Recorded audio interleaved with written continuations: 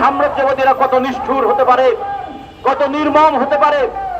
আমরা ভিয়েতনামের কথা ভুলে গিয়েছি, আমরা বাংলাদেশের স্বাধীনতা যুদ্ধের কথাও ভুলে গিয়েছি, কিন্তু গাজা আমাদেরকে প্রতিদিন মনে করিয়ে দেয় ওই সাম্রাজ্যবাদের সঙ্গে যারা হাত মেলায় কিভাবে তারা জনগণের বিপক্ষে দাঁড়াতে পারে। আজকে গাজাবাসী, তাদের ওষুধ নাই, তাদের খাদ্য নাই।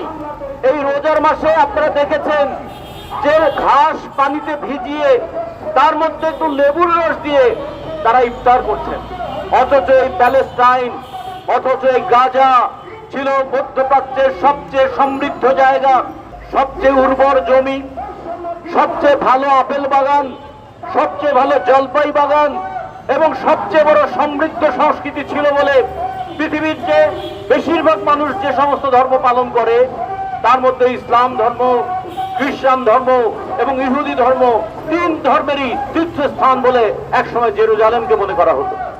এখনো জেরুজালেমকে কেন্দ্র করে গোটা পৃথিবীর মানুষের একটা আবেগ আছে, কিন্তু সেই আবেগকে যুদ্ধের উন্মাদনায়, সম্পদ দখলের চেষ্টায়, ইসরায়েল নামক রাষ্ট্র তার সম্প্রসারণের জন্য এবং গোটা মধ্যপ্রাচ্যের তেল সম্পদের উপর কর্তৃত্ব প্রতিষ্ঠা করবার জন্য তারা ঘুরিয়ে দিচ্ছে। মানুষ প্রশ্ন করছে